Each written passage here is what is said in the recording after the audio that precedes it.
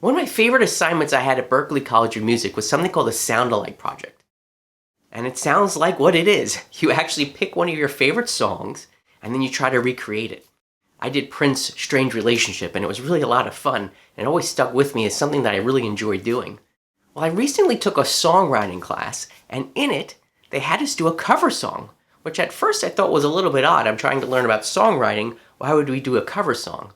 But then it hit me as I was doing the assignment that there's so many benefits to do a cover. For me, one of the benefits of doing a cover song is really the inspiration that it can give you. I mean, you're picking generally a song that you associate with, that you really enjoy, that really means something to you, and you're starting to learn by doing this deep dive what makes the song work. Why does it work? Another benefit is it kind of gets you into the mindset of the singer-songwriter and who wrote it, but also gets you in the mindset of other people. Maybe the producer. How are the sounds created? What's the instrumentation that's being used? You also get into the mindset of the arranger. How are all the parts, the tracks, lining up and stacking up against each other? Are they doing call and response parts? Are they just playing it together as a band? Is there a formula that you're noticing, like in the verse they're using certain instrumentation, but in the chorus they're really building it with other instrumentation? Another benefit is it can really help you start to look at your songs in a different way. You might look at a song the way it's been structured, a cover song, and think to yourself, you know what, I never wrote a song that has a bridge, or I never wrote a song that has a pre-chorus. You start to learn about the different song sections and things that you can insert into your own songs when it's your time to create something unique. Another great benefit is it might stretch you musically. You might have to learn how to play a keyboard part, or a specific bass line, or a different guitar part that you wouldn't normally come up with on your own. So doing a cover really can help you grow as a musician because it helps you learn new instrumentation, new parts, and maybe even coming up with new sounds. Since the song is already created for you and already has its own structure, you don't have to do too much thinking in that department, but it frees your mind to do thinking in other areas, such as music production. Another nice benefit is that you learn simple things like song structure. Melody. Why does the melody work over the chords? What are the notes that the melody is hanging on over the chord changes to see really what are those strong notes that the singer is singing? You also learn about the arc of a song. How do they build a song from the beginning to the end and make it interesting for the listener throughout the entire duration of the song? A cover song might also get you out of your comfort zone. You might have to learn a specific guitar part that might be really challenging, or you might even have to sing.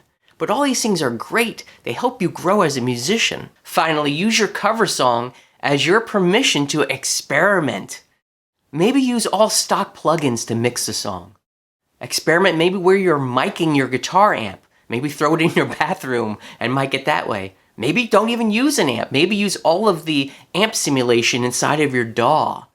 Use it for a chance to experiment and find what tools are around you that you can use at your disposal and get more familiar with to make your own song creation go a lot faster. So I wanted to share my process in hopes that it might be something that you can copy or emulate if you wanted to go about doing a cover song. Before you do anything though, I think it might be important to think about what type of cover that you want to do. Do you want to do the sound-alike like I mentioned in the beginning of the video where you're kind of copying the song for how it is and how it was recorded? Or do you want to do your own unique type of arrangement or production on the song? So that's something to think about. And also think about the key that the song is in, especially if you're singing it. It might be in a range of your voice that's not suited well currently in the current key that it was recorded in, the original key, I should say, and you might need to adjust that. In my case here, I kind of just went for it, and I'm not really much of a singer, so I apologize in advance for what you might hear on this. But let's go ahead and dive in and show you kind of the steps that I took. The first thing that I did was I actually brought in the MP3 file here. And the reason I did that was I wanted to clock it and try to get a tempo on this. I can notice here at the bottom here, I'm not sure how well this tool works, this Smart Tempo tool. But I was just trying to get an average here, and it looks like it came out to basically an average of about 24 beats per minute. So I did that at the top here. You can see I did 24 beats per minute. So the first step is kind of bring in the song itself, and you can use that to kind of get the tempo, but you can also use it to kind of marker out the different sections of your song and see where things are. And also you can use this as a reference track that I found when I was mixing the song. So that came in very handy. It was very handy to have this actually original in here. Because my cover that I did, I really did try to do more of a sound alike. I wanted to really try to get in there and understand kind of the sounds that made up this song and how I could recreate those. And I took it as an opportunity to experiment. What I did was, especially with the guitar parts, I did not use any real amps. I used all the amp simulators inside of the DAW itself, and I tried to just use all stock things. That's something I never did before. I never experimented with this, so I thought this was kind of a great opportunity and gave me permission to experiment. I tried to listen to the track and try to think about, okay, what kind of amp does that sound like? Does that sound like a Fender type amp? Is it more of a Vox type amp? Is it a Marshall? And I came across where I think a lot of it sounded to me, at least, more like a Vox style amp. So that's what I went for here. All right, so sorry, I got off on a little bit of a tangent there. First step is I brought in the track, I kind of clocked the tempo of it. And then the next thing that I did was I found it easier to start to try to map out the drums first. So you'll notice here that I started with some basic bass drums. And I just had the bass pattern going in here. And then I noticed that there was a specific kind of hi-hat pattern. Now I did take some liberty with trying to do some things a little bit different and use different sounds for these. But this was kind of the first step that I did, and I kind of mapped the drums all the way out through the entire song, as you can see here. And there's not too much of a change in it, but there is some parts where the music does pick up. And so for that, I used the drummer built inside of Logic, again, to experiment a little bit and try to get comfortable with the tools that are inside of Logic itself. I went ahead and used the actual drummer. This was the Roots drummer. What drummer is this? I'm not sure which drummer this is. I guess it really doesn't matter which the name of the drummer, because sometimes you give the drummer a name. Let's see if I can find it. Yeah. All right, so this was Kyle. Thank you, Kyle, for playing on my cover song. But I used that in here, and I had it, as you can see, following the drum bass track. So here's the drum bass track, which had that specific bass pattern, and I told the virtual drummer to follow that, but it added a little bit more realistic drumming to my sound instead of just all being kind of strictly programmed. I guess technically this is programmed, but the Logic drummer really does add some nice feel to it and can add some nice fills as well inside of the song. So I had that kind of going. I also kind of had another hi-hat in certain areas, just to add a little more live sound to it instead of this kind of electronic hi-hat. So I added another hi-hat on top. Kind of layering things, basically, is what I was doing with this. So that was kind of what I did. I laid out all the drum parts and all the different sections of the songs with the drumming. And here, this was interesting, in the bridge section, I just needed some fills. So that's what I did.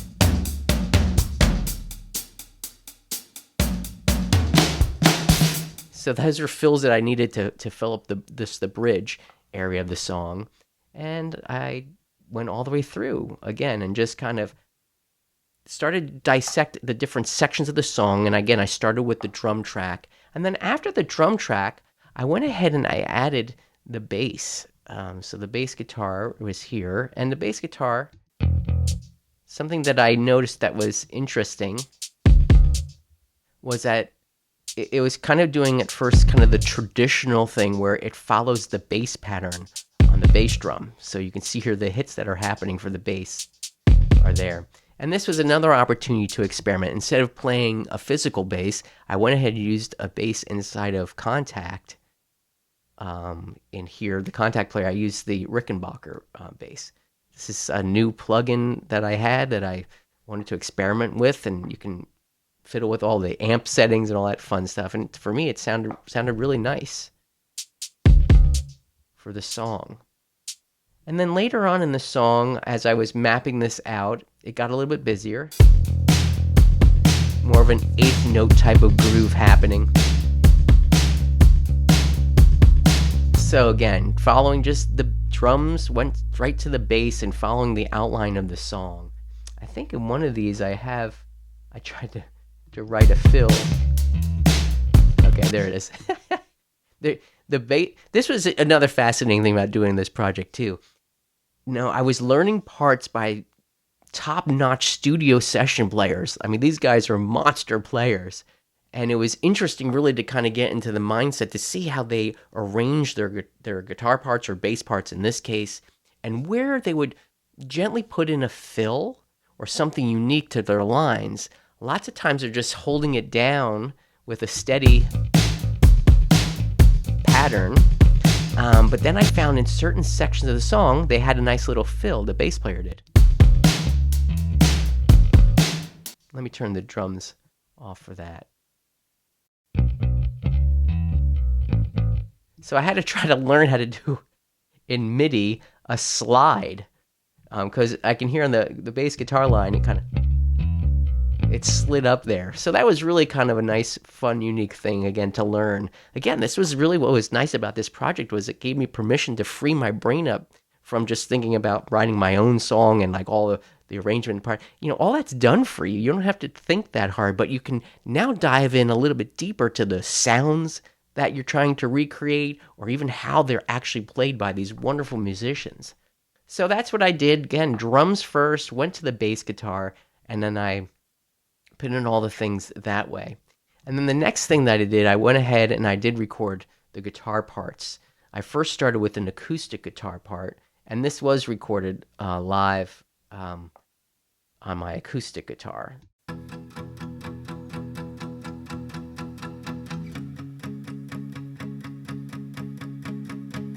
So all I used for this was just the good old 57, the mighty 57 here, and I just mic'd up my acoustic guitar that I have, my Yamaha.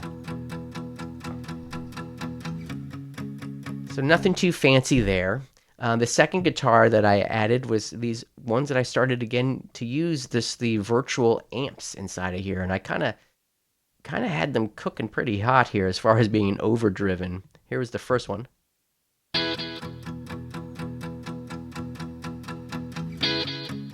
So what was interesting about this is not only did I have to pick out kind of the sound that was kind of close to what I was hearing, but also what were the effects that were on that guitar. And so I found that they were using a delay, about an eighth note delay, that kind of was bouncing back. Because if I take that off, you'll hear this is just the guitar part itself. It's just one stab. And at first, when you listen to the album, you might think that they're hitting it twice, da-da, da-da, but they're not. I found out they were using a delay and getting that sound. So you can hear there, it's an eighth off of the initial hit. Now, that is fascinating to me because that's not something I would think to do to create a guitar part, using a delay to kind of make it sound like more rhythmic, I guess is for lack of a better word. It was more of a rhythmic type of part, and I found that really fascinating. And again, this is the benefits of doing a cover song. You kind of start getting into the heads of these great session players and how they're laying out their parts. I think there's another part that came. Okay. So these are just laying down basic chords in here.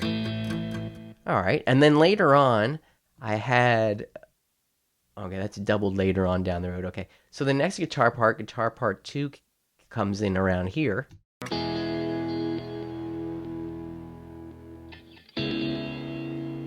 And so these are kind of plucking out the chords. And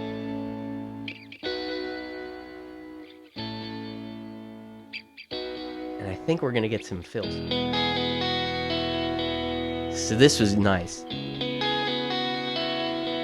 I really loved learning that part. This is, to me, just a really clever, melodic line that adds just a little bit of ear candy to this part of the song, the chorus.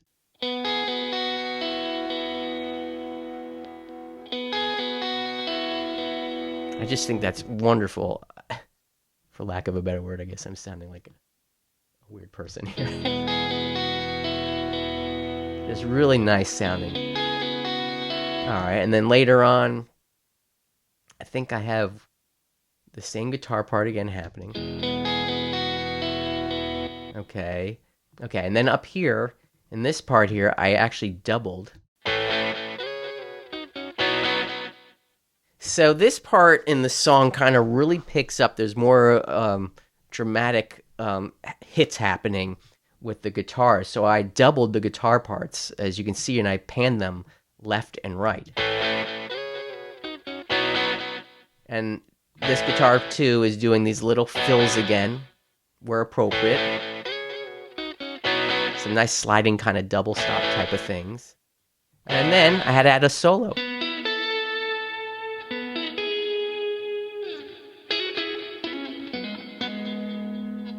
Now I will tell you, confession time, that is not the solo that's on the original song. But I thought, you know what?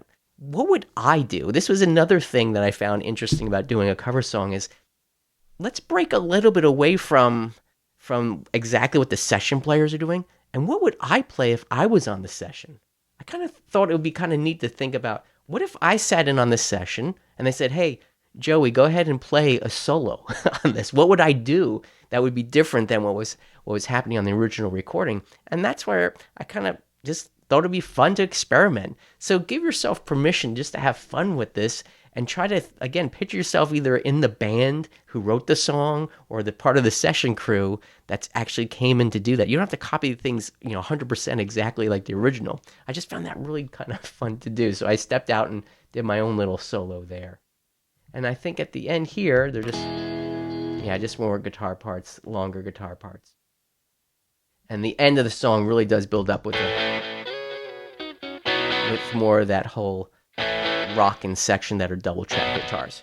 So once I had those guitars kind of in place, that's really the structure of the song, right? We have the drums, we have the bass guitar, we have the main regular guitars, the acoustic guitar, and the electric guitars. And I found it was really fascinating to sit and listen to how the keyboard player, I don't know if it was one or two, but there's many sounds that were happening on here, how they were adding just these nice textures to the song. And again, these are things that you can learn by doing a cover that you may not think of on your own, is how do you create these lovely little kind of parts here? Here's the first one. So this song, I need to look up exactly when this song was recorded, but it has these 80s sounds in them. And to me, I was really enjoying trying to find the exact kind of keyboard that was used in the tracks. We have those type of bell type sounds happening. And we also have these pads. Just these nice soft pads happening on top of the acoustic guitars. See, and then we have this little play between the guitar and that little bell sound that's happening.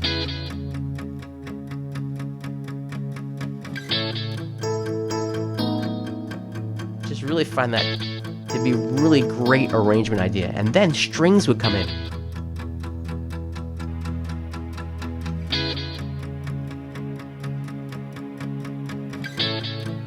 So this was really kind of interesting too, is you can see I did this all in MIDI, the string sounds, but I had to kind of really listen hard because string players and the way things are arranged are kind of a lot different than the chords that I would play on a guitar, right? The way they would stack their chords, maybe using more inversions and things of that nature were a lot different than what I normally play. So really another benefit of just kind of listening to every little nuance that's happening in a song that you're covering is it really can grow your ear and also make you think differently and play things as a different type of instrumentalist. In this case here, I was using the keyboard to mimic a string quartet and how they would kind of arrange their notes when playing together. And then the string bell came in here.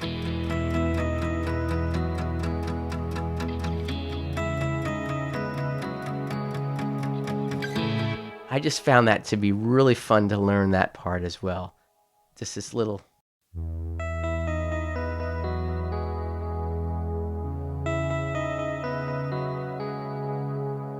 So again, what was really exciting about learning the keyboard parts were just the different sounds, textures, the way they were layering their different instrumentation, and then how it interplayed with all the other instruments that are happening. If you notice something about this track, about the whole song in general, look about how everything is kind of, although there's like lots of instruments. I don't know how to word this better.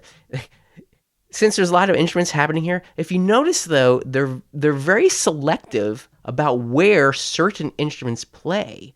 You know, lots of times when I'm recording songs, sometimes I'm making things too busy. I'm putting too many things on top of each other, and I'm not letting any space or things breathe or doing call and response type of parts. Especially when you hear this section here.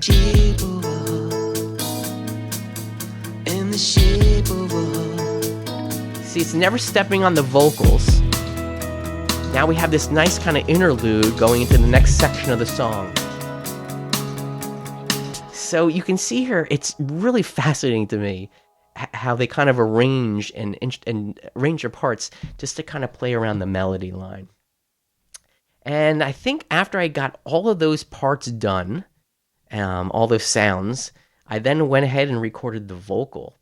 And I did something, again, a little bit of an experiment here, which I never did before, which was I actually created a vocal chain over here. And what I did was I had plugins sitting on top of this.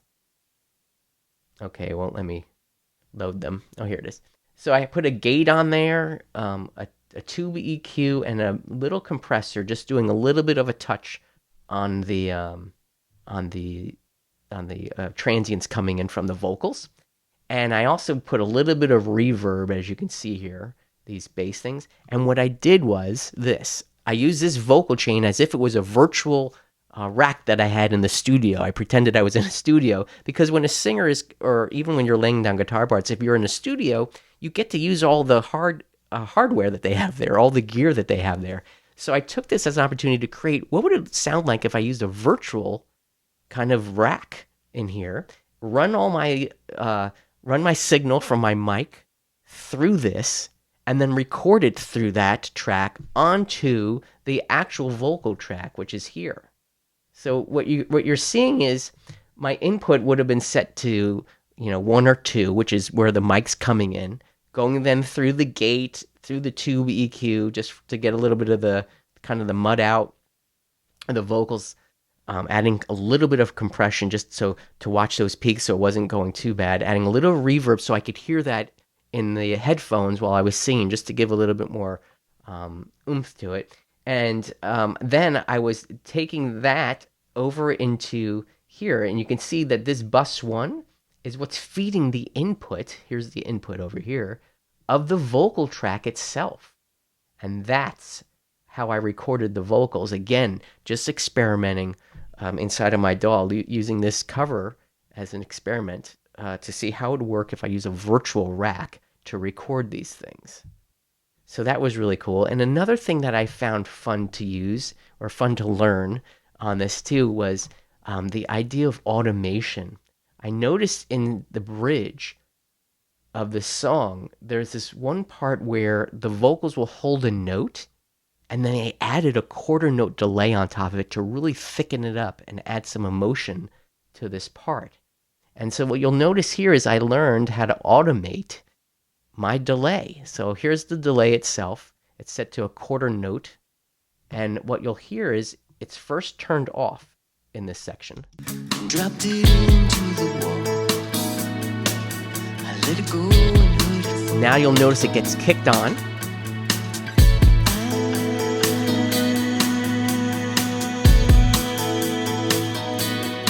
And you notice what it did there to hold that note. It really had that, the I part. Oh gosh, not singing good there. It really had to come out. I let it go and let it fall. Another production thing that I never would have tried. So it really dragged that note out to make it really more emotional in there. And again, this is a music production thing that I wouldn't have thought to try to do myself. I really found that really fun. So I hope that this was kind of a little bit of a whirlwind tour, I get a whirlwind tour, I should say, into what I did was kind of, to put this cover song together. But I hope that you could see, first of all, how much fun I had. I'm I'm just even replaying this now is just something that it it just brings me so much joy just to be able to share this with you because it was so much fun to put together because I really love this song, but I learned so much from it. Again, I learned the instrumentation part, I learned the arranging part. Another fascinating thing that I learned too was Jackson Brown, obviously he's a brilliant songwriter, but if you listen to the song, he's got so many different sections. Nowadays you might just hear a verse, chorus, maybe a bridge, chorus and out. He's got so many things happening. He's got verses, he's got pre-choruses, he's got these little interlude sections. Then he's got these, second choruses, you might call them. It's really fascinating to get into the mindset of the songwriter process of this. So anyway, I'm babbling now. I just wanted to share and hopefully inspire you to try to go out and create your own cover song.